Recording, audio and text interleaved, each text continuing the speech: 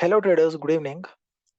Of lately, I have been getting a lot of questions about the indicators that I use in Quant Tower.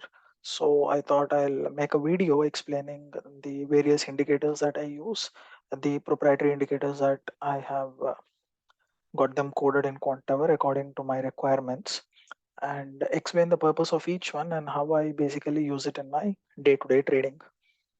As a lot of you know, I have been a user of volume profile and order flow. The term user is not right. I have basically been a devotee of volume profile and order flow for almost the last 8 years. And the reason why I am such a strong follower of volume is because volumes tend to tell the true intent of market participants.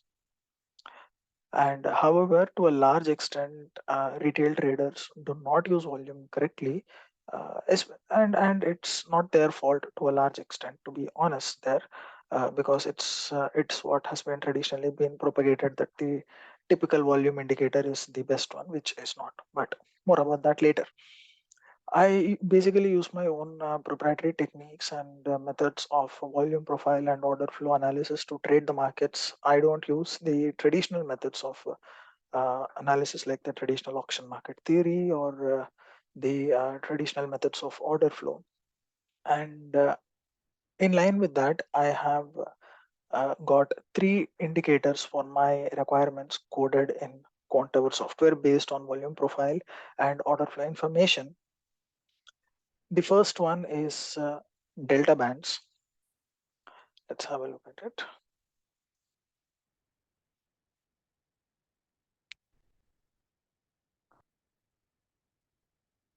So delta bands is a tool basically that is an indicator that tells me where large players are positioned in a particular stock or index. We can see the location where they are buying and selling aggressively, both on an intraday or positional basis, depending on the settings that the period which we need to choose here essentially. Now, a whole host of components went into it, not just volume profile data, but also to a certain extent the way these areas are calculated are extremely dynamic and move along with the market and considers new information, which is new volume based information which is coming into the markets. And it also picks up information at a very granular level, but not on a consolidated basis. The main purpose of this indicator is to help me understand what exactly are the large players doing in in the instruments that I trade, Nifty or Bank Nifty, on any period that I want, both intraday and on an overnight basis, and see whether they are aggressively buying or aggressively selling, or if the most important aspect of it is it also tells me whether a particular location is seeing more volume than any other location, which comes in very handy because this essentially helps in case of trend continuation moves. For example, today we opened somewhere here and longs managed to break out through delta bands. But once we reached a certain area, once price moved from 43,330 to 43,505, you also see that the delta bands are shifting up, essentially implying that more than the longs that are come in into this location that actually push the markets up, we are seeing more volume being traded here compared to the longs that actually push the market up from the open. Now, uh, f- in this case, we got a trend continuation move, which was very easy, literally, to trade.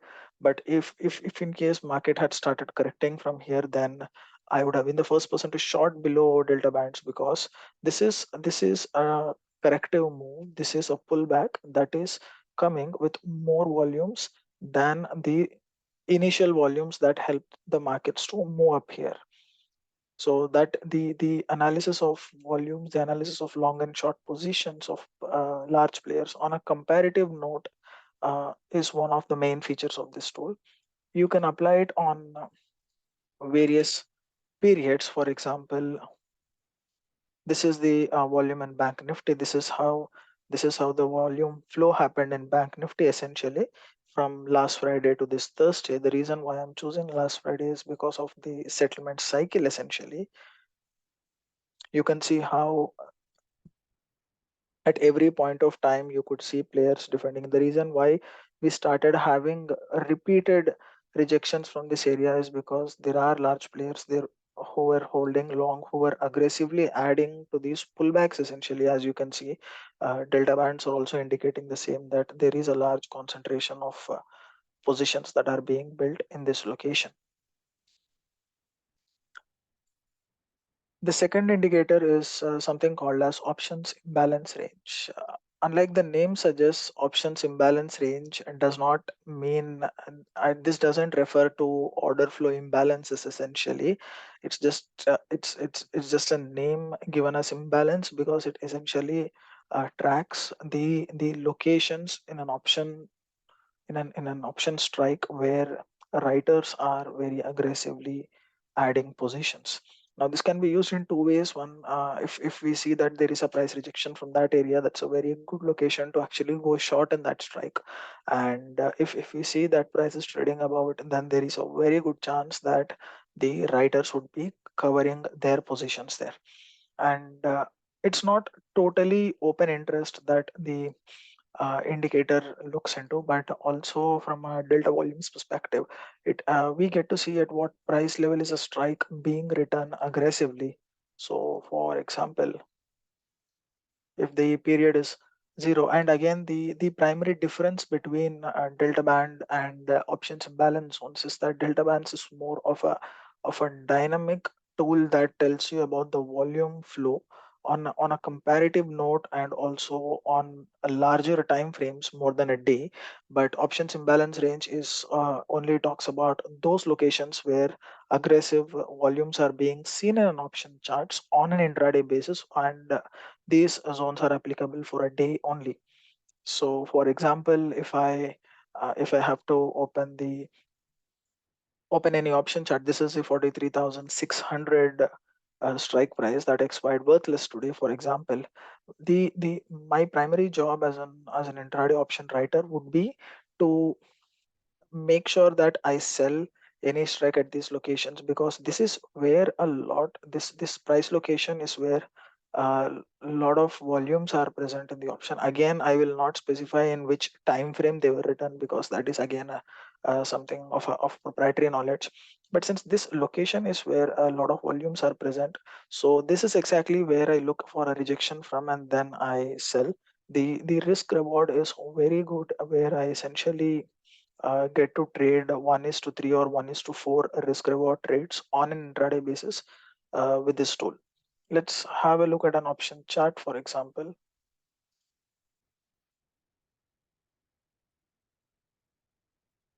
Let's see, for example, 43,300 put option. Let's not go to the extreme because today was a very strong trending day.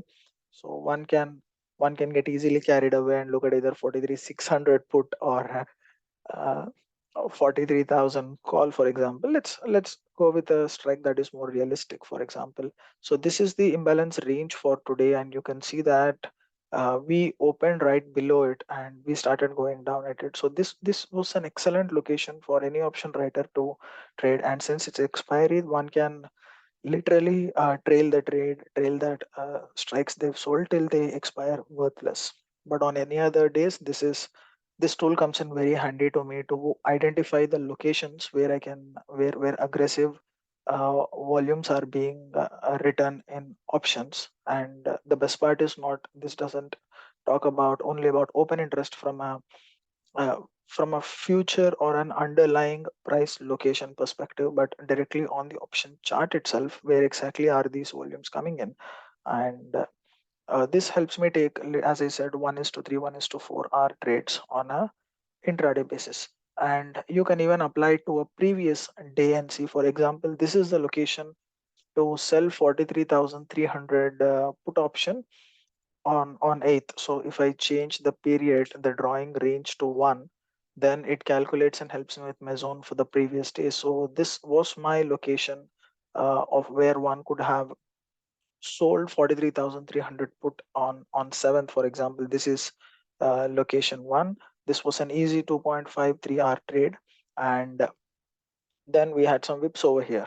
So, and how to choose strikes is also very important using this tool essentially for me.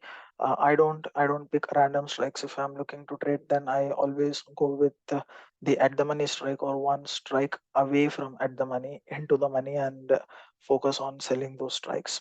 And the whole idea of using this is not to have a mind bias of for example, whether the markets are moving up or markets are moving down. For example, uh, this this tool can be used on an independent basis as well. So some people have been asking about the differences between an options imbalance range and delta band. So let me change the color to red.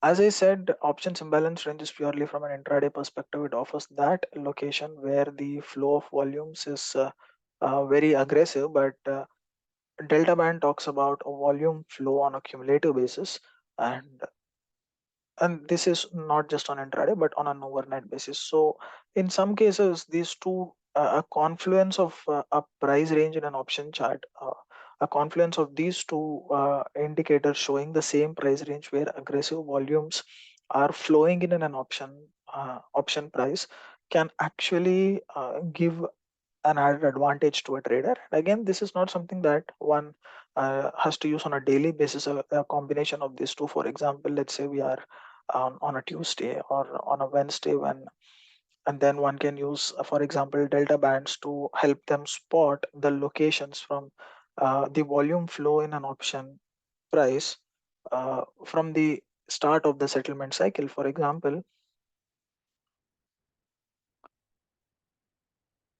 we can see the flow of volumes in this where exactly are aggressive volumes coming in this chart. Let's say from the start of the settlement cycle, which is Friday, you can see how exactly these strikes were being written. This strike, I'm sorry, 43,300 put was being written literally at the highs. Every time a pullback was coming in, then this is where these strikes were being sold aggressively. The third indicator that I use is a momentum indicator. For example, let's check on Bank Nifty for.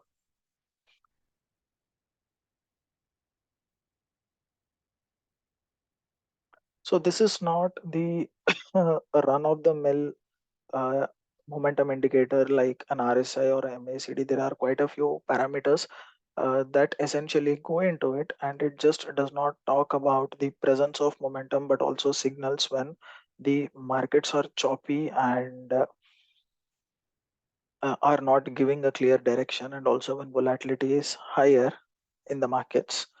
And this can be used on any time frame. Essentially, when the bars are totally red, like in this case, it implies that the markets are trending. But when you see that the bars are yellow, it implies that there is no clear direction in the markets, and the price action is very choppy, for example, in this case. So this is something that comes very handy, especially when someone is playing a directional futures or option buying. For example, in this case, you can see that how the markets were ranging throughout the day of 6th, and even the momentum indicator did not give any signal. It hardly gave any signal that the markets are trending. And but on the next day, on 7th, you could see that the market started cracking down, and we rather got an early move from 43 440 levels, that we are going to see a trending move. The same with today, for example.